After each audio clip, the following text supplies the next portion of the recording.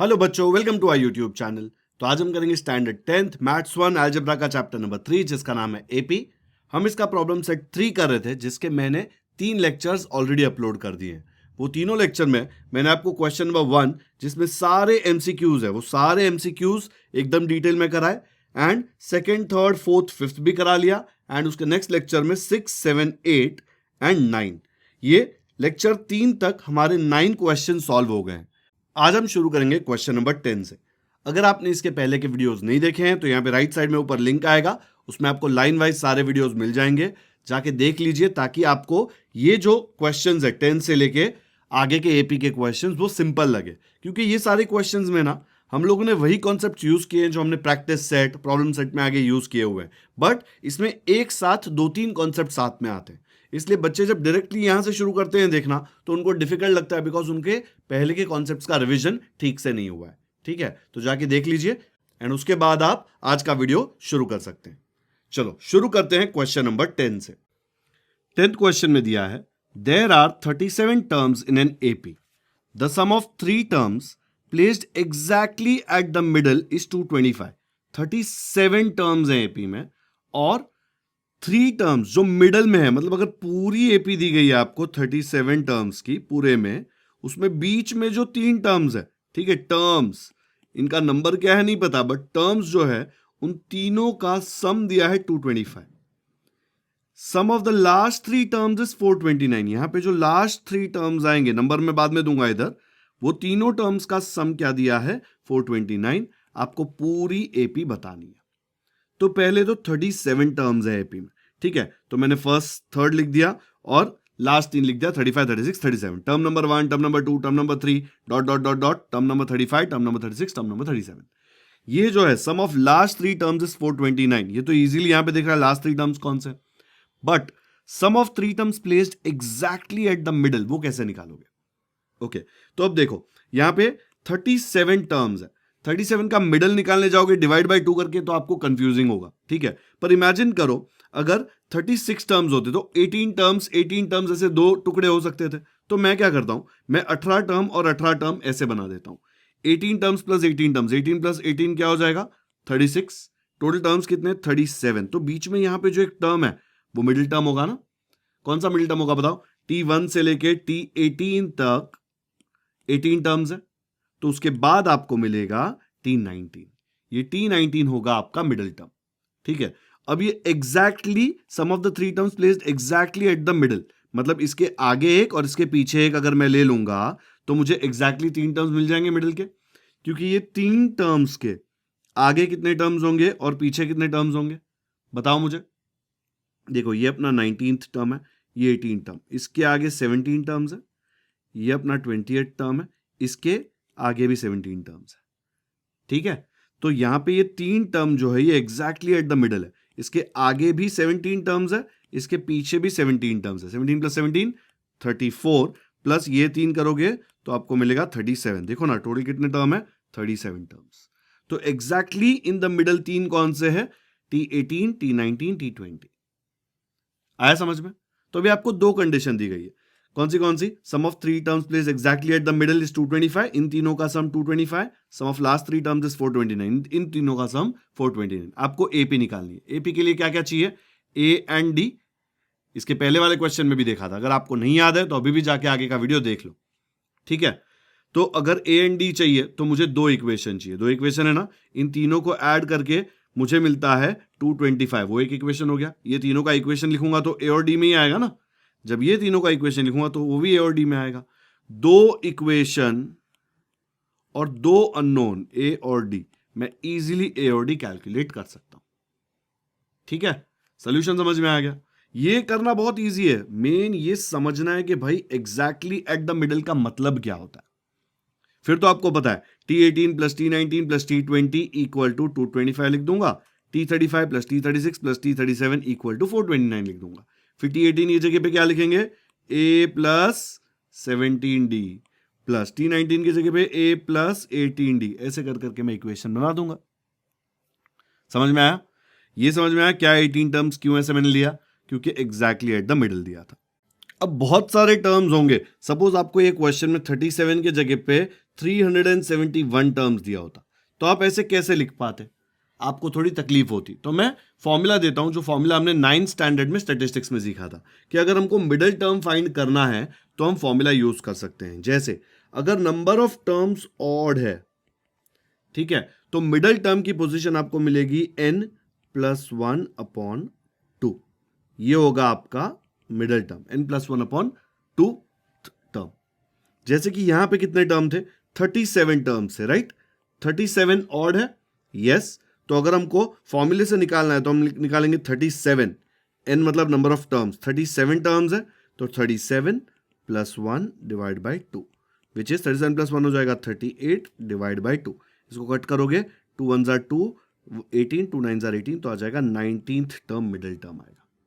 ठीक है, ये किसका फॉर्मूला है, मिडिल टर्म का। अगर इवन टर्म्स है तो इवन में थोड़ा उल्टा होता है। जैसे मैं आपको एक स्मॉल एग्जांपल देता हूं, लेट्स से आपकी एपी है 2 4 6 8 एपी है, इसका मिडिल टर्म कैसे निकालोगे? क्या आप बोल सकते हो 4 इसका मिडिल टर्म है? नहीं, बिकॉज 4 के आगे एक टर्म है, 4 के बाद 2 टर्म है। क्या आप बोल सकते हो 6 इसका मिडिल टर्म है? नहीं, बिकॉज 6 के आगे 2 टर्म है, पीछे एक ही टर्म है। जो मिडिल टर्म होता है ना बच्चों, उसके आगे पीछे इक्वल नंबर ऑफ टर्म्स होते हैं। तो इवन में ना 2 मिडिल टर्म होते हैं। हम बोलेंगे 4 भी मिडिल टर्म है, 6 भी मिडिल टर्म है, बिकॉज इन दोनों के आगे देखो एक टर्म, इसके पीछे भी एक टर्म। ठीक है, तो इसका फॉर्मूला क्या है, इसका फॉर्मूला आता है n/2 एंड, यहां पे रुक जाओ, इधर लिख देते हैं n/2 + 1। ठीक है, ये वाले टर्म्स n/2 n/2 + 1 टर्म। जैसे कि यहां पे 4 टर्म्स थे ना, देखो काउंट करो, 4 टर्म्स है तो n की वैल्यू 4 होगी, तो क्या आएगा आंसर, 4/2 एंड 4/2 + 1th टर्म। 4/2 मतलब सेकेंड टर्म, एंड 4/2 कितना होता है, 2 + 1 विच इज 2 + 1 कितना आ जाएगा, थर्ड। तो जो एपी है इवन नंबर्स वाली, उसके 2 मिडिल टर्म है, second term and third term. आया समझ में? हमारे केस में हमको ऑड दिया था, इसलिए उसका एक ही सिंपल सा फॉर्मूला है n+1/2। ओके, बहुत डिफिकल्ट लग रहा है मुझे पता है, बट मैं आपको इसलिए दे रहा हूं कि हॉट्स क्वेश्चन में अगर कुछ अलग सा आ गया, अदरवाइज मैंने जो यहां तक आपको सिखाया था ना, ऐसे इतना इनफ है इसके लिए। ओके, पक्का? तो अगर आपको चाहिए तो आप ये लिख सकते हो, ये वाला पार्ट, कि अगर ऑड है तो मिडिल टर्म क्या आएगा, n+1/2, और इवन है तो 2 मिडिल टर्म्स आएंगे, n/2 एंड n/2 + 1। ठीक है, चलो अब इसका सोल्यूशन देखते हैं। तो सबसे पहले मैं लिखूंगा there are 37 terms in the AP. अगर ऑड नंबर टर्म्स है तो position of the middle term क्या होगा, ये देखो बच्चों, मिडिल टर्म की वैल्यू ये नहीं है, मिडिल टर्म की पोजीशन, नंबर कौन सा है, 37 टर्म्स में अगर लाइन में लिखूंगा तो मिडिल टर्म की पोजीशन क्या है वो फाइंड करने का फॉर्मूला है n+1/2, और n की वैल्यू है यहां पे 37, तो 37 + 1/2 विच 38/2 विच इज 19। ओके, तो पोजीशन 19 है, तो मैं बोल सकता हूं मिडिल टर्म की वैल्यू क्या होगी, T19। तो मैंने AP लिख दी, T1 T2 T3 ... T18 T19 T20 ... T35 T36 T37। ऐसे क्यों लिखा, बिकॉज मुझे पता है कि मुझे 3 मिडिल टर्म सारे चाहिए और ये 3 लास्ट टर्म्स भी चाहिए। ठीक है, T18 T19 and T20 are placed exactly in the middle of the sequence. अभी मैंने बताया था रफ में आपको। तो according to the first condition, ये तीनों का sum of 3 terms placed exactly at the middle is 225। देखो यहाँ पे T18 T19 T20 225। अभी T18 का फॉर्मूला क्या आएगा, Tn का फॉर्मूला है a + n-1d। जो भी यहाँ पे नंबर है, यहाँ पे उससे एक कम आता है, तो जब मैं n के जगह पे T18 डालूंगा तो क्या मिलेगा, a + 18 - 1 × d। 18 - 1 क्या होता है, 17, तो मुझे मिलेगा a + 18 - 1d। सिमिलरली T19 की जगह पे a + 19 - 1d, T20 की जगह पे a + 20 - 1d = 225। फिर 18 - 1 को लिख दिया 17, बाकी सब सेम। 19 - 1 को लिख दिया 18, 20 - 1 को लिख दिया 19। ये ए को मैंने टच नहीं किया, 225 को भी टच नहीं किया। अब देखो 1a 2a 3 है, तीनों a को ऐड करके मिलेगा 3a। 17d + 18d + 19d, check करो, 17 18 19, 7 + 8 15, 15 + 9 24, 2 + 1 3 + 1 4 + 1 5, तो आ जाएगा 54। साथ में आएगा d, बिकॉज इन सबके साथ d था, तो 54d, 225 ऐसे का ऐसा। अब इसको आपको सिंप्लीफाई करना है तो आप सिंप्लीफाई कर सकते हो। मैं हर टाइम सिंप्लीफाई करता हूं, इस केस में बिना सिंप्लीफाई करे सॉल्व करते हैं, देखते हैं क्या आता है। ठीक है, ये एक इक्वेशन मिल गया। सेकंड इक्वेशन के लिए मैं क्या लूंगा, sum of last three terms is 429। Last three terms है अपने T35, T36, T37, तो लिख दिया नीचे according to the second condition T35 plus T36 plus T37 is 429। T35 की जगह पे आएगा a प्लस 35 माइनस 1d, 36 की जगह पे आएगा a plus 36 minus 1d, T37 की जगह पे आएगा a प्लस 37 माइनस 1d। 429 ऐसे का ऐसा। फिर 35 माइनस 1 की जगह 34d, 36 माइनस 1 हो जाएगा 35, 37 माइनस 1 हो जाएगा 36। फिर से देखो आपको पूरा एक इक्वेशन मिल गया, a प्लस a आ जाएगा 3a, 34 प्लस 35 प्लस 36, देखो यहाँ पे 34, 35, 36 तीनों को ऐड किया, 4 plus 5 9, 9 plus 6 15, 1 carry, 3 plus 1 4 plus 3 7 plus 3 10 आएगा 105। साथ में d था इसलिए 105d, 429 ऐसे का ऐसा। ये हो गया अपना सेकंड इक्वेशन। यहाँ देखो इधर भी 3 है, यहाँ पे भी 3 है, इजिली सॉल्व हो जाएगा। नहीं तो अगर यहाँ पे अलग नंबर होता ना, सपोज 6a होता या 5a होता, तो ये सिंप्लीफाई करते ना तो इजी पड़ता। बट ये केस में दोनों जगह सेम नंबर आ गया है, तो सब्ट्रैक्ट करूंगा तो सीधा 3a कैंसिल हो जाएगा, है ना। बट अलग अलग होता तो प्रॉब्लम होता है, इसलिए हम जनरली सिंप्लीफाई करते हैं। अगर इसको सिंप्लीफाई करना होता तो तीनों देखो 3 में जाते हैं, तो डिवाइड बाय 3 कर देता थ्रू आउट, तो एक छोटा इक्वेशन मिलता 3 18 और जाएगा 3 7 21, 3 5 15, तो आपको मिलता 1a plus 18d equal to 75। But इस केस में मैंने इसको सिंप्लीफाई नहीं किया, 1 और 2 ऐसे ही रखा। क्या करेंगे, सब्ट्रैक्टिंग इक्वेशन 1 फ्रॉम 2 कर देता हूं। सब्ट्रैक्टिंग इक्वेशन 1 फ्रॉम 2 किया तो देखो 1 नीचे आएगा 2 ऊपर आएगा, ये माइनस माइनस माइनस होगा बिकॉज सब्ट्रैक्टिंग है, तीनों का साइन चेंज होगा। यहाँ पे प्लस था तो माइनस बना, यहाँ पे प्लस था माइनस बना, यहाँ पे कुछ नहीं मतलब प्लस था वो भी माइनस बना। 3a माइनस 3a कट हो गया, 105 माइनस 54 आपको आएगा 51, साथ में d था। 429 माइनस 225 करोगे तो आपको आएगा 204। अब d की वैल्यू चाहिए, 51 यहाँ पे मल्टीप्लाई हो रहा है, वहां जाके डिवाइड होगा। जब इसको कट करोगे तो देख लो यहाँ पे 3 17 51 और ये हो जाएगा 3 6 18 और 2 बचा 3 8 24, फिर 17 1 17, 17 4 68, तो बचा आंसर 4। तो d की वैल्यू जो 4 आई उसको इक्वेशन 1 में सब्स्टिट्यूट कर देंगे। इक्वेशन 1 क्या था, 3a plus 54d equal to 225, यहाँ पे d के जगह पे आप सब्स्टिट्यूट कर देंगे 4। 54d के जगह पे आएगा 54 इंटू 4, बाकी सब कुछ सेम रहेगा।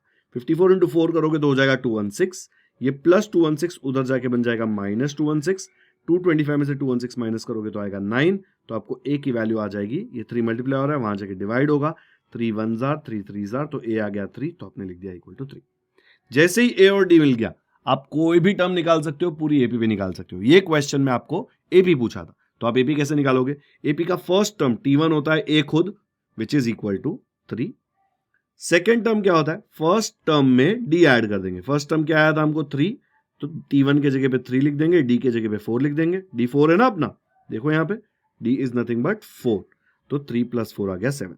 थर्ड टर्म निकालने के लिए जो भी सेकेंड टर्म है उसमें और एक d ऐड होगा, तो सेकेंड टर्म 7 था और d आ गया 4 11। फोर्थ टर्म फाइंड करने के लिए जो भी थर्ड टर्म था t3 उसमें d ऐड कर देंगे, t3 की जगह आ जाएगा 11 जो हमने फाइंड किया, प्लस 4 आपको 15 आ जाएगा। ऐसे कर करके आपको पूरी एपी मिल जाएगी। अब ये वाले केस में ना मैंने 4 टर्म्स तो फाइंड किए, मैंने T37 भी फाइंड कर लिया बिकॉज मुझे पता था कि इसमें टोटल 37 टर्म्स है।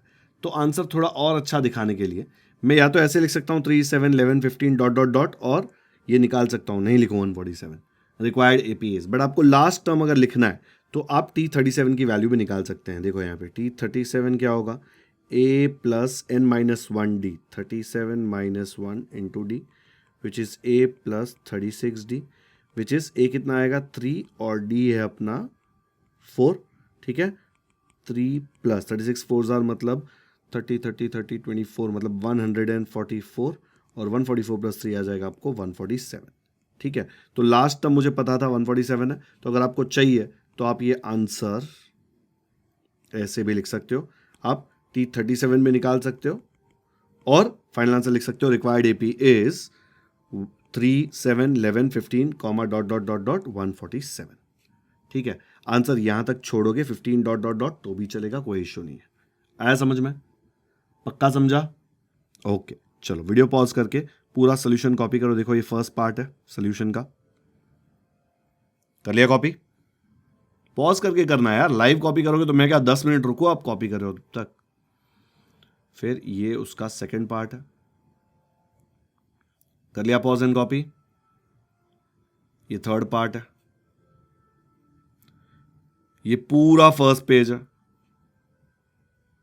सेकंड पेज पे जा रहा हूं, सेकेंड पेज पे फर्स्ट पार्ट इतना है, कर लो फटाफट से कॉपी, डन। और ये उसका लास्ट पार्ट है। पॉज करके कर लिया कॉपी, नहीं किया तो करो अभी के अभी। और ये उसका पूरा सोल्यूशन है, ठीक है। 10th क्वेश्चन है, आपको हर एक क्वेश्चन मिनिमम 3 से 4 बार घर पे सॉल्व करना है। मैं एग्जैजरेट नहीं कर रहा, आप 3 से 4 बार सॉल्व करेंगे तब जाके आपको ये क्वेश्चन आएंगे। और मैं आपको बता दूं, ये सारे क्वेश्चंस बोर्ड में आ चुके हैं already, same to same 4 mark के लिए। तो अगर आप सीरियसली लेंगे, अभी मैं ऐसा नहीं बोल रहा कि 2-3 बार लिख के रट्टा मार लो, लेकिन 2-3 बार लिख के थोड़ा फ्लो समझ लो कि कंसेप्ट कैसे उसको यूज करना है, कैसे इसको लिखना है। कितनी बार कैसा होता है कि आपको कॉन्सेप्ट समझ में आता है, आपको फॉर्मूला भी आता है, बट आपको लिखने ही नहीं आता।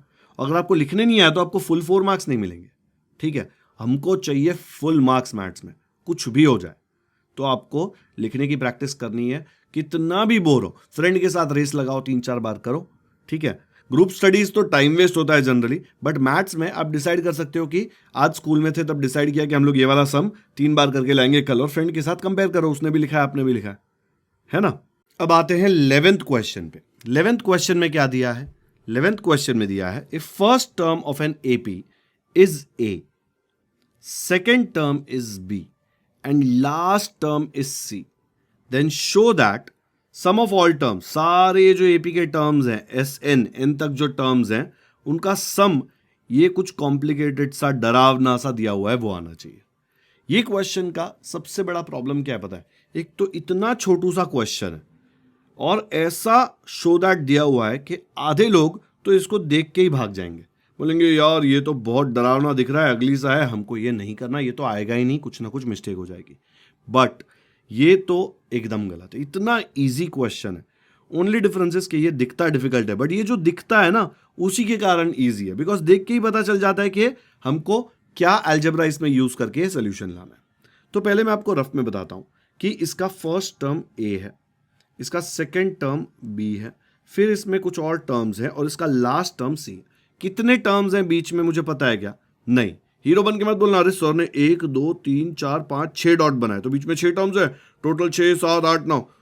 अबे क्या 1000 डॉट है तो 1000 डॉट बनाऊंगा क्या मैं? ये डॉट मतलब बीच में कुछ नंबर ऑफ टर्म्स है, मुझे नहीं पता कितने हैं। तो ये अपनी एपी है, हमको दिखाना है sum of all terms is this, okay. तो अपने को एपी में पहले तो देखो फर्स्ट टर्म दिया हुआ है ए, तो टेंशन खत्म, T1 आपको दिया हुआ है ए। और कॉमन डिफरेंस क्या है? कॉमन डिफरेंस है second term minus first term, जो आपको मिल जाएगा बी माइनस ए, है ना सिंपल। बी माइनस ए तो एकदम इजी है। अब अगर मुझे nth टर्म निकालना है, ये nth टर्म है, मुझे n नहीं पता कितने हैं, ये टोटल n टर्म्स ऐसा मैं बोल सकता हूं ना, n टर्म्स, ओके। तो मुझे nth टर्म निकालना है, तो उसका फॉर्मूला है a plus n minus 1 into D. But nth term क्या है अपने केस में? It is nothing but c, ये nth टर्म है ना, ये T1 है, ये T2 है, बीच में बहुत सारे, और ये nth टर्म है, तो मैं Tn की जगह पे c लिख सकता हूं। फर्स्ट टर्म तो a ही है, n मुझे पता नहीं है, d क्या है अपना? d है अपना b माइनस है, तो d के जगह पे लिख दिया मैंने b माइनस ए, ओके। अब ये a को इस तरफ लेके आओ, मुझे क्या चाहिए? मुझे n की वैल्यू चाहिए ना, n दिया नहीं है क्वेश्चन में। जब मैं Sn निकालूंगा, Sn इक्वल टू n/2, ठीक है, उसने Sn की वैल्यू ये बोली है। जब मैं Sn का फॉर्मूला लिखूंगा, मुझे तो फॉर्मूला लिखना पड़ेगा, उसमें n/2 लिखूंगा, तो n की जगह पे लिखूंगा क्या भाई? n तो दिख ही नहीं रहा इसमें आंसर में, मतलब n की कुछ वैल्यू आएगी जो मुझे पहले से निकालनी है, तो मैं ये इक्वेशन यूज करके पहले n की वैल्यू निकाल रहा हूं, ठीक है।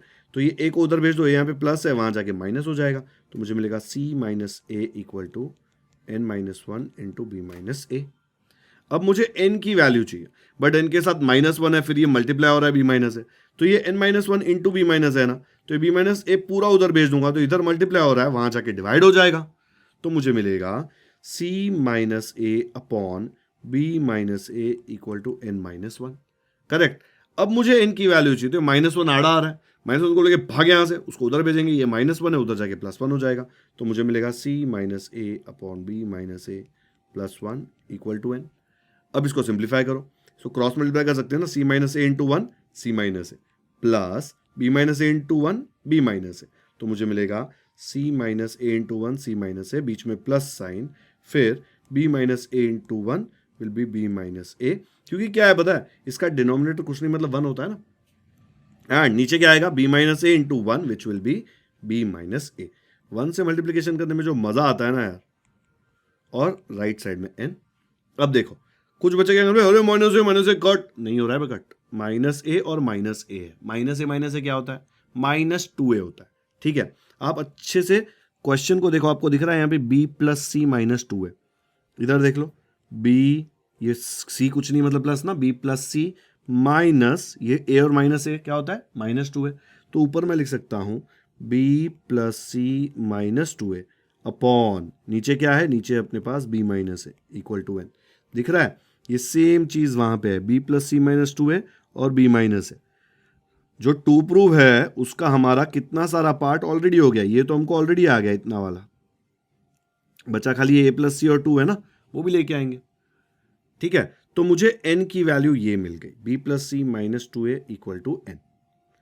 अब अगर मुझे Sn निकालना है, ठीक है, तो Sn कैसे निकालूंगा, Sn की वैल्यू होती है, Sn के दो फॉर्मूला है, n/2 into 2a plus n minus 1d और n/2 इंटू फर्स्ट टर्म, ठीक है, प्लस nth टर्म, क्योंकि n तक है ना, तो first term plus last term.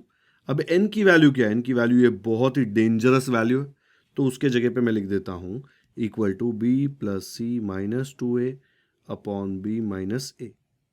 ये सिर्फ n की वैल्यू है बच्चों, ये सिर्फ n की वैल्यू है। अगर मैं इसको पिंक कलर देता हूं तो ये सिर्फ पिंक वाले के जगह पे मैंने ये डाला है, ये अपॉन 2 तो आएगा ही अलग से, तो मैं यहां पे नीचे डाल दूंगा अपॉन 2। फिर ब्रैकेट में t1 क्या है अपना, t1 अपना है a, और tn क्या है, tn हमने अब भी निकाला था, अपना tn है c, है ना, nth टर्म तो c है ना, देखो tn की जगह पे हमने c लिखा हुआ है, तो ये t1 प्लस tn की जगह पे आएगा a प्लस c। ओके, अब इसको सिंप्लीफाई करो, ये a प्लस सी को मैं लिख दूंगा आगे, देखो यहां पे a प्लस सी, तो ये a प्लस सी को मैंने लिख दिया आगे, ये b प्लस सी -2a और ये b माइनस इधर डिनोमिनेटर में, ये 2 डिनोमिनेटर में दोनों मल्टीप्लाई हो जाएंगे, तो मुझे मिलेगा upon 2 into b minus a. खत्म, है ना, एकदम इजी। यही तो प्रूव करना था, Sn equal to a plus c into b plus c -2a upon 2 into b minus a. जिसको ये नहीं समझ में आ रहा ना कि ये 2 और b माइनस ए कैसे मल्टीप्लाई हुआ, वो थोड़ा सिंप्लीफाई करो इसको, देखो आपको मैं थोड़े और स्टेप्स बताता हूं यहाँ पे, जिसको नहीं समझा उसके लिए ही है ये।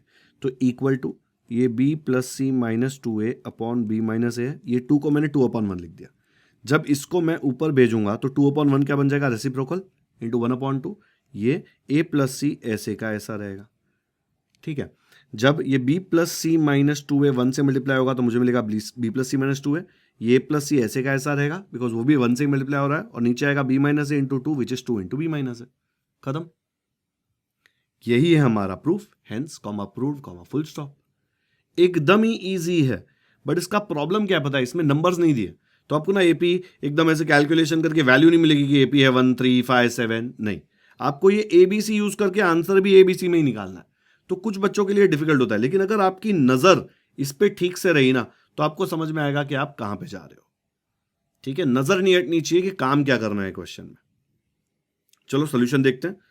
तो यहां पे t1 is equal to a, t2 equal to b, tn equal to c, question में दिया हुआ है a is the first term, b is the second term, c is the last term, d is equal to t2 minus t1 which is b minus a. Since tn के फॉर्मूले में सब कुछ substitute किया, ये सारा मैंने आपको सॉल्व करके बताया, और n की वैल्यू हमने निकाली थी b प्लस सी -2 अपॉन बी माइनस ए। वापस नहीं बता रहा बिकॉज मैंने ऑलरेडी बता दिया है आपको। Sn का फॉर्मूला था n/2 into t1 plus tn, correct. अब ये t1 प्लस tn में तो बहुत ईजी है, t1 हमको पता है a है और tn c है, बट ये n जो है ना, ये n इतना बड़ा है, तो n के जगह पे ब्लू कलर के जगह पे ब्लू कलर वाला पूरा वैल्यू मैंने डाल दिया, कहां से, फ्रॉम 1। ओके, ये 2 जो है उसके जगह पे 2 वैसे का वैसा है। ठीक है, फिर मैंने क्या किया, मैंने आपको बताया था b माइनस इससे जाके मल्टीप्लाई हो जाएगा, आपको मिलेगा 2 इंटू बी माइनस है, ये a प्लस सी को आगे लिख दिया। उसको a प्लस सी लिखना है कि c प्लस ए लिखना है आपकी मर्जी, क्वेश्चन में आपको a प्लस सी दिया हुआ है, इसलिए मैंने भी उसको a प्लस सी ही रखा है। और ये जो हमको आया ना, यही Sn की वैल्यू है और यही प्रूव करने बोला था, इसलिए hence comma proved full stop. इतना अच्छा क्वेश्चन है, सिर्फ एक पेज का सोल्यूशन है, वो भी मैं इतना छोड़ छोड़ के लिखता हूं इसलिए, और आपको इसके 4 मार्क्स मिलेंगे।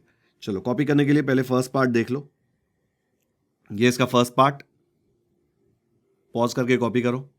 हाँ अब भी ही करना है, बाद में नहीं। ऐसे मत सोचो बाद में सेकंड टाइम वीडियो देखूंगा फिर कर लूंगा, नहीं मिलेगा टाइम सेकंड टाइम वीडियो देखने का, बहुत ही मुश्किल है। ठीक है, नेक्स्ट पार्ट देख लो। नेक्स्ट पार्ट ये है, कर लो फटाफट से कॉपी, पॉज करो, और हर बच्चे को कम से कम 2 से 3 बार ये क्वेश्चन सॉल्व करना है घर पे जाके। भले 1-2 बार देख के करो, बट एक बार तो बिना देखे ट्राई करना है। ओके, चलो आगे बढ़ते हैं। ये इसका पूरा सोल्यूशन है, डन। तो अब हम आते हैं क्वेश्चन नंबर 12 पे। अभी हम लोगों ने 10th किया, 11th किया, 12th और 13th में अगर आप देखेंगे ना तो एकदम सिमिलर क्वेश्चंस हैं। जब आप रीड करेंगे एक बार तो आपको समझ में आएगा, फर्स्ट रीडिंग में नहीं समझ में आएगा, 2-3 बार रीड करोगे तब समझ में आएगा। 12th क्वेश्चन बोल रहा है if the sum of first p terms of an AP, कोई तो एक एपी है, ठीक है, कौन सी एपी है मुझे नहीं पता, उसके जो भी फर्स्ट पी टर्म्स है उसका सम, ठीक है, तो मतलब एस पी होता है ना फर्स्ट पी टर्म का sum, is equal to the sum of first q terms. Q एक अलग नंबर है, सपोज क्यू यहां तक आ रहा है, ठीक है, एक ज्यादा नहीं और भी जितना भी ज्यादा मुझे नहीं पता कितना, is equal to the sum of first q terms. Sum of first q terms q s q होगा और ये दोनों इक्वल है, ऐसा दिया हुआ है। Sum of first p terms equal to sum of S q, first q terms. Okay, ऐसा पॉसिबल है, नेगेटिव नंबर्स होंगे ना तब ऐसा पॉसिबल है। हमको नेगेटिव नंबर्स देखने भी नहीं है, हमको नंबर्स लेने ही नहीं है, बट क्वेश्चन ऐसा है कि s p equal to s q, then show that sum of its first p plus q terms is 0। ये P और Q दोनों को ऐड करेंगे तो एक नंबर आएगा, P प्लस Q, कुछ भी नंबर हो सकता है, वो P प्लस Q टर्म्स पूरे लूंगा ना तो उसका सम भी 0 आएगा, ऐसा प्रूव करना है। ठीक है, बहुत डिफिकल्ट लगता है देखकर क्वेश्चन, उतना डिफिकल्ट है नहीं। 13th भी सिमिलर है, जब 13th कराऊंगा तब आपको बताऊंगा, बट 12th ध्यान से करोगे तो 13th भी अच्छे से हो जाएगा। ठीक है, चलो देखते हैं 12th क्वेश्चन। यहां पे 12th क्वेश्चन में दिया है if the sum of first p terms of an AP is equal to the sum of first q terms, कौन सी भी एपी हो उसका sum of first p terms is equal to sum of first q terms, then show that sum of first p plus q terms is 0। मतलब P plus q terms का सम 0 आ रहा है, ये शो दैट करना है। ठीक है, चलो देखते हैं कैसे करेंगे। पहले इसमें गिवन टू प्रूव लिख देते हैं। तो यहां पे अगर मैं सबसे पहले लिखूं गिवन, तो गिवन में दिया है sum of p terms is equal to sum of q terms. ठीक है, प्रूव क्या करना है, प्रूव करना है कि sum of its first p plus q terms, first ही होता है हमेशा, जो एस लिखते हैं ना हम, एस एन का मतलब सम ऑफ फर्स्ट एन टर्म्स। ठीक है, तो फर्स्ट देख के डरो मत, first p plus q terms का सम जो है वो हमको प्रूव करना है 0। ये मैंने गैप क्यों छोड़ा आपको बताऊंगा। ठीक है, अब ये क्वेश्चन में टू प्रूव में आएगा क्या वो पहले देख लेते हैं, बिकॉज ये s of p plus q equal to 0 तो बहुत सिंपल दिखता है, इतना इजीली नहीं आ जाता ना, बट जब आप इसका फॉर्मूला लिखेंगे, एस एन का फॉर्मूला क्या होता है मुझे बताओ। एस एन का फॉर्मूला होता है n by 2 into 2a plus n minus 1 into D. अब ये n के जगह पे क्या आ रहा है, p प्लस क्यू, तो जहां पे भी n है वहां पे फॉर्मूले में क्या आएगा, उसके जगह पे n के जगह पे p प्लस क्यू। तो ये पूरा फॉर्मूला सेम कॉपी कर लिया और ये n के जगह पे मैं लिख दूंगा p प्लस क्यू। तो देख लो, पहले ये n की जगह पे यहां पे लिख दिया p प्लस क्यू, ये n की जगह पे भी ऊपर लिख दिया p प्लस क्यू। तो मुझे प्रूव करना है कि ये जो पूरा टर्म आएगा इतना बड़ा, उसका वैल्यू 0 है। ओके, देखो बच्चों, p प्लस क्यू तो 0 हो ही नहीं सकता। ठीक है, p टर्म्स है, q टर्म्स है, दोनों पॉजिटिव नंबर्स है, p और q जो नंबर है वो पॉजिटिव है। पोजीशन की बात नहीं कर रहा, मतलब वो नंबर पे टर्म क्या आएगा उसकी बात नहीं कर रहा, जो नंबर है p ऐसा हो सकता है कि 4th टर्म, 5 टर्म्स, ये हो सकता है 10 टर्म्स। तो 4 प्लस 10, अगर ये 4 है ये 10 है तो 4 प्लस 10 कितना आएगा, 14, प्लस करके 0 नहीं आएगा, तो ये तो 0 हो ही नहीं सकता। तो दिस इंटू दिस 0 है, इसका मतलब क्या है, ये ही 0 होना चाहिए। अगर ये 0 हो गया तो समथिंग इंटू 0, ये कितना भी बड़ा नंबर हो, इंटू 0 करोगे तो आंसर 0 ही आएगा। तो इन दी एंड आपका क्वेश्चन बन जाएगा कि आपको प्रूव करना है कि ये जो बॉक्स ब्रैकेट में लिखा हुआ है ना वो 0 आ जाए। और वो प्रूव कैसे करेंगे, ये वाला गिवन कंडीशन यूज करके। ओके, चलो शुरू करते हैं। तो यहां पे मैंने लिख दिया मुझे करना क्या है। अब गिवन क्या है, s p equal to s q. अब मुझे पता है कि मुझे ए और डी यूज करना है। ठीक है, क्योंकि मुझे ये वाला टर्म 0 आएगा ये प्रूव करना है। क्वेश्चन में ए और डी नहीं दिया है, तो मैं बोल देता हूं भाई let a be the first term and d be the common difference of the AP. अब मुझे पता है कि एस एन का फॉर्मूला क्या है। एस एन का फॉर्मूला है s n equal to n upon 2 into 2a plus n minus 1d। क्यों लिखा मैंने ये? बिकॉज मैं यहां पे और यहां पे यूज करने वाला हूं, और जब ये निकालेंगे तो उसमें भी यूज होगा। तो पहले एक बार लिख देते हैं। अब according to the given condition क्या है? S p equal to s q. तो मैं लिख दिया according to the given condition s p equal to s q. अब एस पी के जगह पे यहां पे एस पी का फॉर्मूला लिखो, एस क्यू के जगह पे एस क्यू का लिखो और बीच में इक्वल टू डाल दो। ठीक है, एस का फॉर्मूला क्या है? देखो एस का फॉर्मूला लिखना है तो एन मत लिखना, एन की जगह पे ब्लैंक छोड़ दो। देखो मैंने एन की जगह पे ब्लैंक छोड़ दिया। क्यों? बिकॉज मुझे यहाँ पे एस पी लिखना है, यहाँ पे एस क्यू लिखना है। देखो यहाँ पे, ठीक है। तो अगर एस पी लिखना है तो एन के जगह पे पी आ जाएगा, तो इधर पी आ जाएगा, इधर पी आ जाएगा। अगर एस क्यू लिखना है तो इधर क्यू आ जाएगा, इधर क्यू आ जाएगा। करेक्ट, यही फॉर्मूले में देखो ना, अगर पी लिया तो इधर पी, इधर पी। तो वैसे ही करके मैंने यहाँ पे एस पी और एस क्यू का फॉर्मूला लिख लिया। अब दोनों जगह दिख रहा है 2 से डिवाइड हो रहा है, पूरा टर्म 2 से डिवाइड हो रहा है। भले p अपॉन 2 लिखा हो, बट ये p अपॉन 2 मल्टीप्लाइड बाय ये पूरा है ना, तो 2 2 में कैंसिल कर सकता हूं। तो नेक्स्ट स्टेप में ये सेम सब कुछ आ जाएगा, खाली 2 गायब हो जाएगा। ठीक है, अब ये p को अंदर भेजते हैं। p को अंदर भेजेंगे तो क्या होगा? ये पूरा टर्म ऐसे का ऐसा आएगा, बट ये p अंदर जाएगा तो 2ap हो जाएगा। ये p इधर अंदर जाएगा तो ये p और d साथ में आ जाएगा, ये p मल्टीप्लाई होगा ना अंदर, तो मैंने इसको ऐसे लिख दिया। ये p अंदर मल्टीप्लाई हुआ 2ap और ये p d से मल्टीप्लाई हुआ तो हो गया pd, p माइनस 1 ब्रैकेट में ही रखा है। सिमिलरली जब ये q अंदर जाएगा तो ये हो जाएगा 2aq और यहां पे qd आ जाएगा। राइट, q को अंदर मल्टीप्लाई कर रहे हैं ना, तो यहां पे आ जाएगा q और ये हो जाएगा qd। देखो मैंने क्या किया, ये d इंटू क्यू माइनस 1 लिखा, फिर ये q को अंदर मल्टीप्लाई कर दो, d और q मल्टीप्लाई होकर qd हो जाएंगे ना। डन। अब ये ब्रैकेट को खोल दो। जब ब्रैकेट को खोलेंगे हम तो ये 2ap ऐसे का ऐसा रहेगा, बट ये pd इससे मल्टीप्लाई होगा तो plus pd into p, p और p मल्टीप्लाई हो जाएंगे तो मुझे मिलेगा p स्क्वायर d। ये प्लस है तो प्लस आएगा, ठीक है। प्लस इंटू माइनस हो जाएगा माइनस, pd इंटू 1 आ जाएगा pd। सिमिलरली ये 2aq ऐसे का ऐसा रहेगा, qd इंटू q, ये प्लस है इधर तो ये भी प्लस है, plus into plus plus, q into Q Q square, तो मुझे मिलेगा q स्क्वायर डी। फिर plus into minus minus, qd into 1 will give you qd। आया समझ में? अब मुझे सिंप्लीफाई करना है। देखो बच्चों, ये दिख ऐसा रहा है कि क्या कर रहे हैं यार, क्यों कर रहे हैं? ये हम इसीलिए कर रहे हैं क्योंकि हमको एंड में इधर पहुंचना है, ये वाली जगह पे। मुझे ये मिल गया ना, देखो ये वाला, ये मुझे इसमें से लाना है, तो धीरे धीरे धीरे करके मैं यहाँ पे पहुंच रहा हूं, तो मुझे सिंप्लीफाई करना पड़ेगा सब कुछ। ठीक है, दिख रहा है इक्वल टू 0 आ रहा है ना, तो हम लोग सब कुछ एक साइड पे लेके आएंगे, इसको सिंप्लीफाई करेंगे। तो इसको सिंप्लीफाई करने के लिए क्या करूंगा, ये तीनों टर्म देखो मैंने ऐसे ही लिख दिया। अब इक्वल टू के इस पर ये तीनों टर्म आ रहे हैं तो इनका साइन चेंज होगा। ये 2aq को मैं 2ap के साथ लिखूंगा, पर इधर इसका साइन प्लस है, उधर जाके क्या हो जाएगा माइनस, तो मैंने माइनस 2aq लिख दिया। फिर ये p स्क्वायर डी के साथ मैं q स्क्वायर डी लिखूंगा, लेकिन q स्क्वायर डी यहाँ पे प्लस है, वहां जाके क्या बन जाएगा माइनस बन जाएगा। फिर माइनस पी डी है, यहाँ पे माइनस क्यू डी है, माइनस क्यू डी को मैं उधर लेके जाऊंगा, लेकिन यहाँ पे माइनस है, उधर जाके क्या बन जाएगा प्लस क्यू डी। अब सब कुछ इधर से यहाँ पे चला गया तो राइट साइड में बचा क्या, बचा इक्वल टू 0। ओके, अब ये सब में कॉमन ले लेके आप इसको और सिंप्लीफाई करेंगे। ये दोनों में क्या कॉमन है, देखो 2 कॉमन और a कॉमन, दोनों में 2a है, तो 2a को आप बाहर ले लो, यहां से 2a लिया तो बचा p माइनस, यहां से 2a ले लिया बाहर तो बचा q। ओके, ये दोनों में क्या कॉमन है, p स्क्वायर कॉमन है क्या? नहीं, p स्क्वायर तो सिर्फ इसमें है ही नहीं, पर देखोगे आप तो d दोनों में है, तो मैं प्लस d को कॉमन ले लेता हूं। ठीक है, प्लस, ये प्लस को ऐसे रखा, d को कॉमन ले लिया। जब d यहां पे कॉमन ले लिया तो इधर बचा p स्क्वायर और यहां से d कॉमन लिया तो बचा माइनस q स्क्वायर, तो मैंने यहां पे लिख दिया p square minus q square.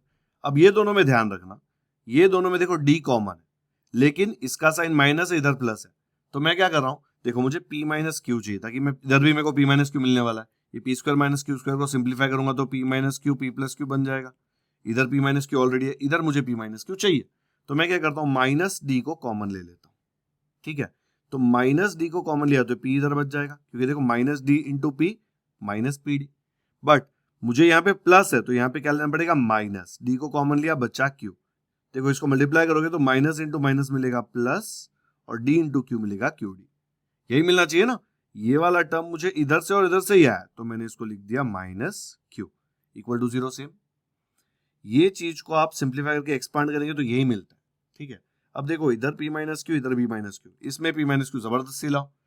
a square minus b square का फॉर्मूला क्या है, a plus b a minus b, तो सब कुछ सेम रहेगा, खाली इधर मुझे ये d के साथ मिल जाएगा p minus Q p plus Q, बाकी सब कुछ सेम है, इक्वल टू 0 सेम, ये सेम, ये सेम, ये वाला प्लस d सेम, खाली इसके जगह पे ये दो टर्म्स आ गए। अब मुझे p माइनस क्यू तीनों जगह मिल गया, तो मैं तीनों में से बाहर यहाँ पे p माइनस क्यू कॉमन ले लेता हूँ, ठीक है। यहाँ पे ब्रैकेट में क्या आएगा, इधर से p माइनस क्यू ले लिया तो बचा 2a, इधर से p माइनस क्यू कॉमन लिया तो बचा plus d into P plus Q, okay, plus d into P plus Q, इधर से p माइनस क्यू कॉमन लिया तो बचा minus d, okay. Next step में आप देखो यहाँ पे इसके पास भी d है, इसके पास भी d, आप इमेजिन करो यहाँ पे 1d है, ठीक है। तो ये सब कुछ सेम रखो, ये अंदर d कॉमन ले लो, तो क्या बचेगा, यहाँ पे बचेगा p प्लस क्यू माइनस, यहाँ पे d के साथ क्या था 1, आया समझ में। सिर्फ d कॉमन लिया तो बचेगा p प्लस क्यू माइनस 1, तो अगर मैं इसको सिंप्लीफाई करके लिखूं तो मुझे ऐसा मिलेगा, करेक्ट। देखो यहाँ पे फिर से समझो, ये d और d में से मैंने d कॉमन ले लिया, ठीक है, d मतलब 1d, यहां से d कॉमन लिया, मैंने आगे क्यों नहीं लिखा, बिकॉज मुझे डायरेक्टली ये फॉर्म में चाहिए, ये वाला जो ना p plus Q minus 1d, आगे लिखता ना तो आपको कंफ्यूजन होता, अरे एसएन का फॉर्मूला चेंज कर दिया।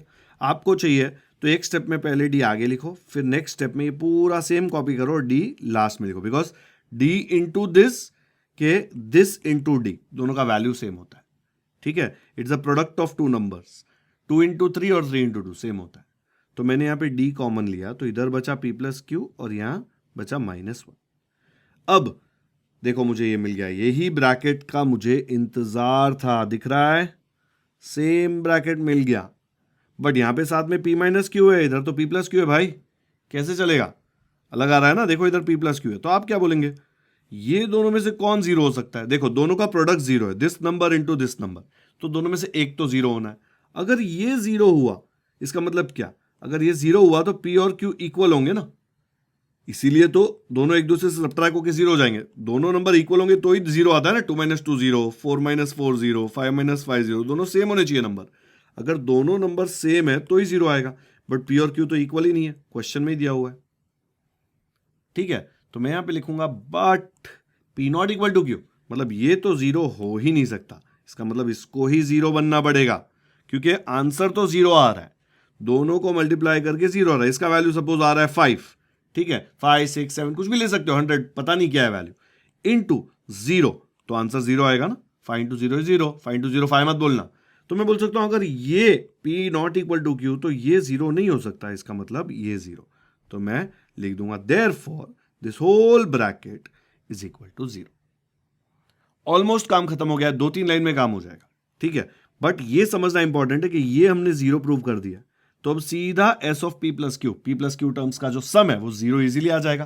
कैसे आएगा, सपोज मैं लिखता हूं s ऑफ n, ठीक है, s ऑफ n क्या होगा, n upon 2 into 2a plus n minus 1 into d, but मुझे चाहिए था s of p plus Q, तो n के जगह पे जहां पे भी n था सब जगह p प्लस क्यू आ जाएगा।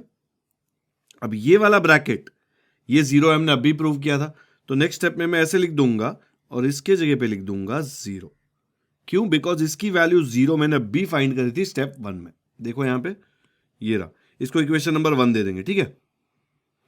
तो यहां पे ये जीरो है, अभी दिस नंबर इंटू जीरो, ये कितना भी बड़ा हो उसको जीरो से मल्टीप्लाई करेंगे, इसके जगह पे देखो जीरो, तो आंसर आएगा जीरो, ठीक है।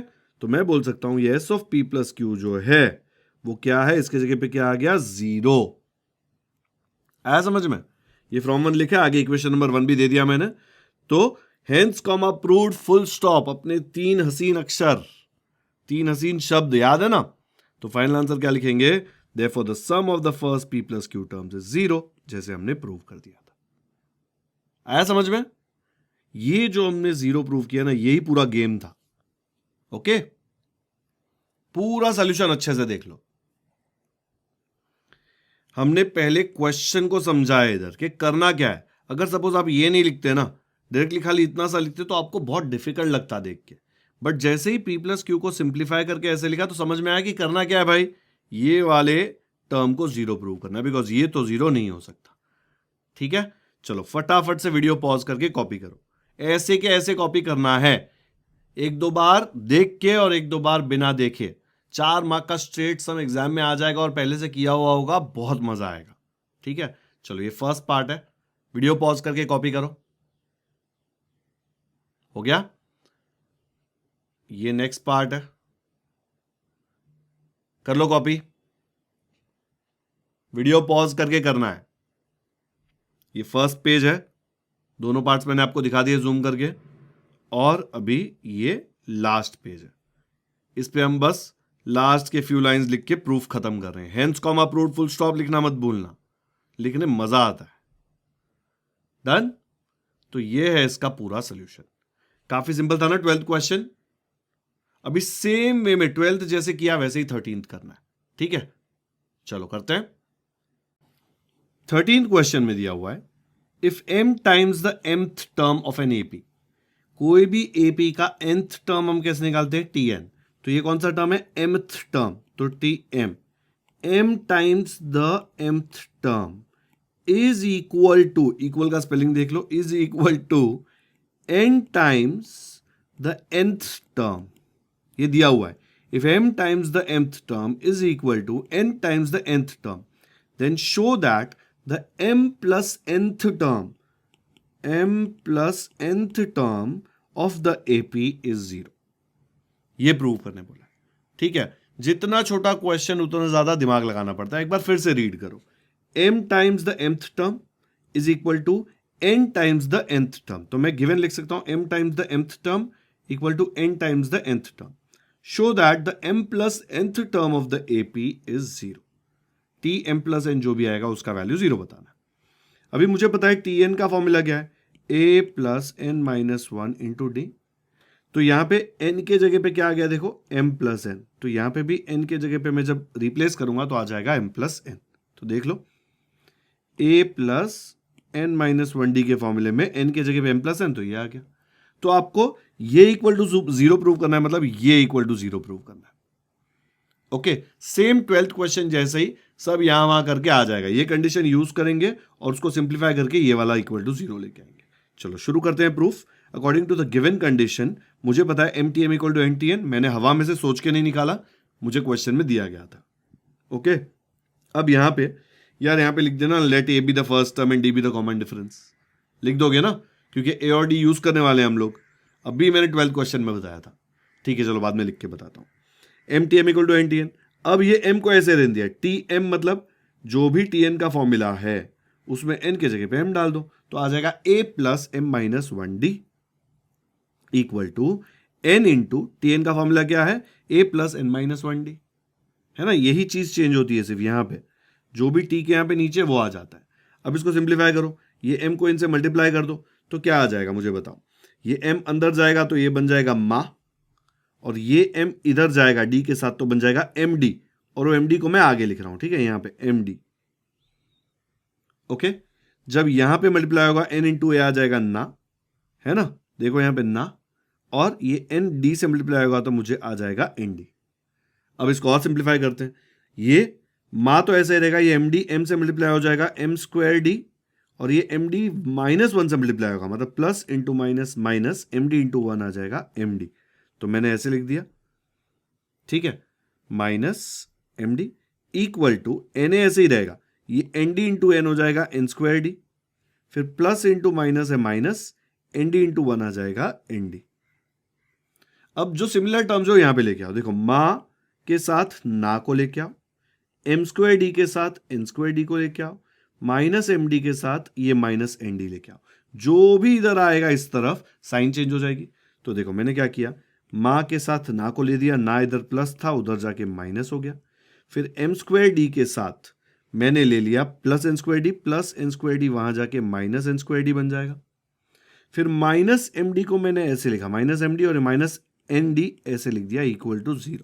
अब यहां पे मैंने क्या किया, माइनस d या फिर माइनस कॉमन ले लिया और अंदर ले लिया md। जब माइनस कॉमन लूंगा तो ये हो जाएगा md प्लस nd, है ना। तो ही माइनस इंटू प्लस माइनस मिलेगा ना।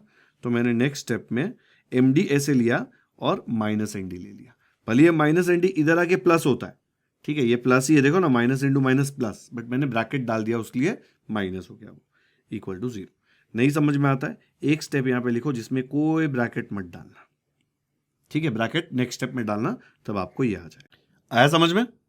देखो बच्चों, यहाँ पे एम ए, ये माइनस एन इधर आ गया, फिर प्लस एम स्क्वायर डी, ये माइनस एन स्क्वायर डी इधर आ गया, फिर ये माइनस एम डी और ये माइनस एन डी बन जाएगा plus n d. Next step में मैंने इधर ब्रैकेट डाल दिया, प्रॉब्लम नहीं, इधर डाल दिया, प्रॉब्लम नहीं, लेकिन इधर प्रॉब्लम होगा बिकॉज ये माइनस है। तो मैं जब इधर ब्रैकेट डालूंगा तो ये माइनस है तो प्रॉब्लम नहीं आएगा, लेकिन ये प्लस को माइनस बनना पड़ेगा, तो ही ये माइनस इंटू माइनस जाके प्लस होता है, ठीक है। तो वैसे मैंने कॉमन लिया हुआ है, समझा? एक बार लिखो यहां पे तो समझ में आ जाएगा कि ये स्टेप कैसे आया, ठीक है। फिर यहां पे आप अच्छे से देखो, ये मां माइनस ना में ए कॉमन, तो मैं क्या कर दूंगा, मैं यहाँ पे इक्वल टू 0 ऐसे ही लिख दूंगा और ए कॉमन ले लूंगा, यहाँ पे अंदर मेरे पास बचेगा m माइनस एन, ए निकाल लिया ना, तो मेरे पास बचेगा m माइनस एन। सिमिलरली यहाँ पे d कॉमन, तो प्लस d में ऐसे लिख दूंगा, और ब्रैकेट में यहाँ क्या बचेगा, m square minus n square. यहाँ पे क्या कॉमन ले लूंगा, d कॉमन ले लूंगा, ठीक है, तो माइनस ऐसे ही रहेगा, d कॉमन ले लिया, अंदर बचेगा m माइनस एन, क्योंकि d तो बाहर चला गया। सेम प्रीवियस क्वेश्चन जैसा है, कोई डिफरेंस नहीं है, समझ में आ रहा है? पक्का? ओके, अब देखो यहाँ पे m माइनस एन, यहाँ पे m माइनस एन, यहाँ पे नहीं है, लेकिन यहाँ पे ला सकते हो आप, तो बाकी सब ये छोड़ के बाकी सब ऐसे का ऐसा कॉपी कर लो, सेम प्रीवियस क्वेश्चन जैसा। m square minus n square को लिखो m plus n m minus n, लिख सकते हैं ना, a square minus b square का फॉर्मूला क्या होता है, a plus b a minus b, तो वैसे लिख दिया, इधर भी m माइनस एन, इधर भी m माइनस एन, इधर भी m माइनस एन, तो मैंने m माइनस एन कॉमन ले लिया, ठीक है। यहां से m माइनस एन गया तो बचा a, यहां से m माइनस एन कॉमन गया तो बचा plus d into m plus n, यहां से m माइनस एन कॉमन गया तो बचा माइनस डी। ओके, अब नेक्स्ट स्टेप में यहां पे देख लो, इसके पास भी d है, इधर भी d है, तो ये d को आप 1d इमेजिन कर सकते हो। अगर d कॉमन ले लिया तो यहां बचेगा m प्लस एन, और यहां से d कॉमन ले लिया तो बचा क्या, माइनस 1। तो नेक्स्ट स्टेप में मैं लिख दूंगा a प्लस, यहां पे d कॉमन ले लूंगा और लिख दूंगा m plus n minus 1, d इधर था कॉमन, बाद में d को मैंने यहां से हटा के लास्ट में लिख दिया, ठीक है। प्रोडक्ट है ना, कोई फर्क नहीं पड़ता, पहले लिखो बाद में लिखो। ये क्या है भाई, देख लो यहां पे क्या है ये, it is nothing but m plus nth term, ये है ना a plus m plus n minus 1 d, a plus m plus n minus 1 d, ठीक है। अब ये m माइनस एन से थ्रू आउट डिवाइड कर दो, इधर भी और इधर भी। जब इधर डिवाइड करोगे तो m minus n cut, zero को किससे भी डिवाइड करो आंसर जीरो ही आता है, तो बचा क्या, दिस इक्वल टू 0। ओके, तो मैं लिख दूंगा दिस इक्वल टू 0। कैसे आया, dividing both sides by m minus n. अब ये क्या है, this is nothing but t of m plus n, तो इसके नीचे लिख दूंगा t of m plus n है ये, इक्वल टू 0। तो ऐसे कैसा आ गया, खत्म, यही तो प्रूव करना था। तो फाइनल आंसर में लिख दूंगा therefore m plus nth term of the AP is 0, खत्म।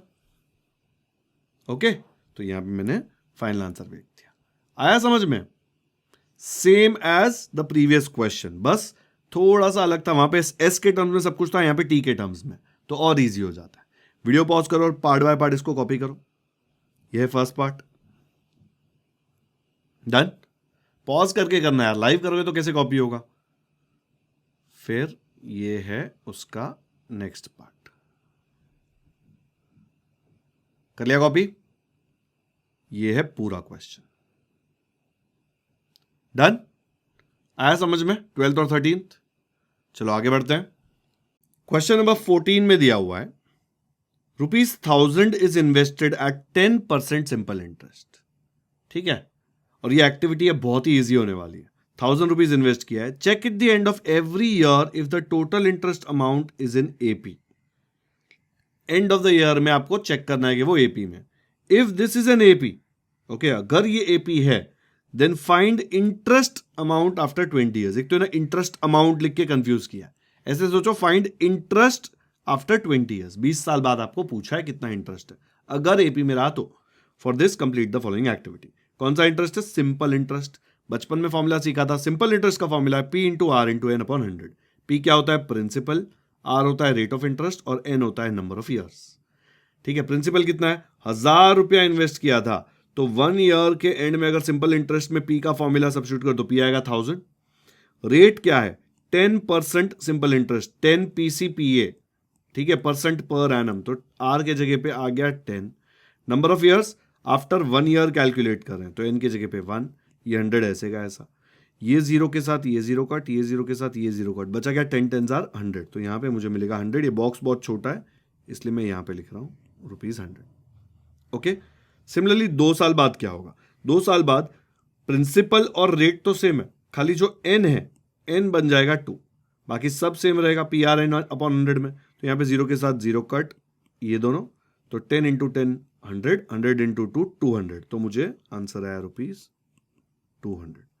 सिमिलरली 3 साल बाद क्या होगा, सिर्फ n के जगह पे 3 आएगा, बाकी दोनों तो सेम रहेगा, तो यहाँ पे जगह नहीं है, फिर भी लिख रहा हूं, यहाँ पे आएगा 1000, यहाँ पे आएगा 10 और यहाँ पे आएगा 3, ठीक है। फिर ये जीरो के साथ जीरो कट, ये जीरो के साथ जीरो कट, क्या बचा 100 इंटू 3 विच इज 300।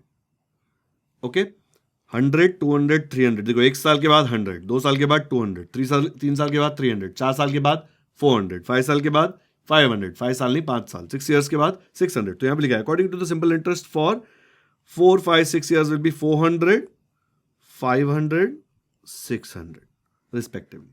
तो समझ में आ गया कि भाई ये तो एपी दिख रही है, देखो ना 100 200 300 400 500 600 ऐसे कर करके आगे जाएगा, हर एक के बीच का डिफरेंस देखो, 200 माइनस 100 100, 300 माइनस 200 100, 400 माइनस 300 100, तो एपी तो है ही, और फर्स्ट टर्म क्या है उसका 100, और कॉमन डिफरेंस 200 माइनस 100 वो भी 100 है, तो आप बोलोगे from this common difference D कितना है 100 एंड फर्स्ट टर्म ए कितना है वो भी 100 है, देखो ना ए से शुरू हो रहा है 100 से, ठीक है, तो आपको ये मिल गया। उसके बाद पूछता है amount of simple interest after 20 years, ये एपी क्या है अपना, एपी है अपना 100 200 300 400 500 600 ऐसे कर करके TN आएगा। उसको क्या चाहिए, सिंपल इंटरेस्ट आफ्टर 20 ईयर्स है, वो क्वेश्चन में पूछा है, पहले पूछा एपी है क्या, तो बोलने का हाँ भाई एपी है, ठीक है। फिर आफ्टर 20 ईयर्स मतलब ये 28 टर्म पूछ रहा है, देखो ना आफ्टर 1 ईयर फर्स्ट टर्म था, आफ्टर 2 ईयर्स सेकेंड टर्म था, थर्ड टर्म था, फोर्थ टर्म था, ऐसे कर करके 20th टर्म पूछ रहा है, तो amount of simple interest after 20 years क्या होगा, TN के फॉर्मूले में n के जगह पे 20 डाल देंगे। ए क्या है अपना, ए अपना है 100, तो इधर डाला 100 प्लस n माइनस 1, n क्या था 20, तो 20 माइनस 1, डी क्या है अपना, डी भी है अपना 100, ठीक है, तो यहाँ पे लिख दिया 100, तो ये आ जाएगा 100 प्लस ये आ जाएगा 19 इंटू 100, तो मिलेगा 100 प्लस 19 इंटू 100 होता है 1900, और 100 प्लस 1900 हो जाएगा 2000। मतलब कितना सिंपल इंटरेस्ट मिलेगा आफ्टर 20 ईयर्स, आपको मिलेगा T20 which is nothing but 2000 rupees. याद रखना है सिंपल इंटरेस्ट पूछा है 20 ईयर्स के बाद। अगर मैं आपको अमाउंट पूछूं, अमाउंट कितना आएगा टोटल, अमाउंट हमेशा होता है प्रिंसिपल प्लस इंटरेस्ट, पूछा नहीं है क्वेश्चन में, फालतू की इंफॉर्मेशन दे रहा हूं। प्रिंसिपल था 1000 और 20 साल बाद उसको 2000 तो इंटरेस्ट मिला, तो 2000 इंटरेस्ट प्लस उसने 1000 रुपया डाला था, तो टोटल उसको मिलेगा 3000 रुपया। ये क्वेश्चन में नहीं पूछा, क्वेश्चन में सिर्फ सिंपल इंटरेस्ट पूछा है, तो आंसर है 2000। आया समझ में, है ना एकदम टाइम पास, पक्का। इसका सोल्यूशन देख लो, सेम वही लिखा है जो मैंने वहां पे लिखा था, फटाफट वीडियो पॉज करके कॉपी करो। Done, okay. आप सोच रहे होंगे इतना पपलू क्वेश्चन आया है 14th में, ऐसा क्वेश्चन बोर्ड में आया है, ठीक है, ऐसे ही पपलू क्वेश्चन आते भी हैं बोर्ड में, इसलिए कुछ भी इग्नोर मत करो, टेक्स्ट बुक एकदम अच्छे से सॉल्व करो, ठीक है। टेक्स्ट बुक नहीं होता है, टेक्स्ट बुक, ओके। समझ में आया ना 14th भी। तो आज के इस लेक्चर 4 में मैंने आपको प्रॉब्लम सेट 3 का क्वेश्चन नंबर कराया पहले 10, 11, 12, मैंने आपको बताया था 12 और 13 सेम है, दोनों कराया मैंने आपको एकदम डिटेल में। 11 दिखने में डरावना है लेकिन बहुत ईजी है, वो भी करा दिया, एंड 14 जो एकदम पपलू क्वेश्चन है वो भी करा दिया। एंड इसी के साथ हमारा ये पूरा प्रॉब्लम सेट एपी का होता है खत्म, ठीक है। तो पूरा प्रॉब्लम सेट हमने 4 लेक्चर्स में किया है, एकदम अच्छे से ब्रेक किया है मैंने, ताकि आप पूरा देख देख के एक साथ बोर ना हो जाओ। मैं वन शॉट वीडियोस नहीं बनाता, बिकॉज मैं खुद भी वन शॉट वीडियोस नहीं देख पाता यार, बहुत एफर्ट डाल के देख भी लूं, लेकिन 4-5 घंटे का वीडियो एक साथ देखना बहुत डिफिकल्ट है। मैंने प्लेलिस्ट बना दी है जिसमें लाइन वाइज सारे लेक्चर्स हैं, इतना एफर्ट मार लो यार, मैं इतनी मेहनत कर करके लेक्चर बना रहा हूं, तो आप प्लेलिस्ट में वीडियो पे तो क्लिक कर ही सकते हो या फिर यूट्यूब में सर्च करके तो क्लिक कर ही सकते हो। ठीक है, तो आज का लेक्चर यहीं पे खत्म करते हैं। अगर वीडियो आपको पसंद आया तो लाइक जरूर करें, लिंक अपने दोस्तों के साथ व्हाट्सएप पर शेयर करें ताकि उनको भी ये वीडियो समझ में आ जाए। व्हाट्सएप क्यों, टेलीग्राम, फेसबुक, इंस्टाग्राम, उनको क्लास में कान में जाके बता दे कि भाई ऐसा एक चैनल है जहां पे आप देखोगे तो आपको लाइन वाइज सारे सोल्यूशन मिलेंगे और एक एक लाइन आपको एक्सप्लेन करेंगे हर एक सोल्यूशन की सर। ठीक है, तो सबको बता दो, ये डिस्क्रिप्शन में मैंने लिंक डाला हुआ है व्हाट्सएप, टेलीग्राम, इंस्टाग्राम का, वो भी आप लोगों के साथ शेयर कर सकते हो, आप भी ज्वाइन कर सकते हो ताकि आपको लेटेस्ट अपडेट्स मिलते रहे। अगर आप ऑलरेडी सब्सक्राइब कर चुके हैं तो थैंक यू, नहीं किया तो यार एक छोटा सा बटन है नीचे, उस पर क्लिक करोगे तो सब्सक्राइब हो जाओगे, मुझे भी सपोर्ट मिल जाएगा, एनकरेजमेंट मिलेगा आप लोगों के लिए ज्यादा वीडियोस बनाने में, और आपको हेल्प हो जाएगी कि जैसे ही मैं नया वीडियो अपलोड करूंगा आपको नोटिफिकेशन आए और आप कोई भी इंपॉर्टेंट लेक्चर मिस नहीं करेंगे। ठीक है, कमेंट्स में मुझे जरूर बताएं कि आपको ये वीडियो कैसा लगा। Thank you so much for watching this video.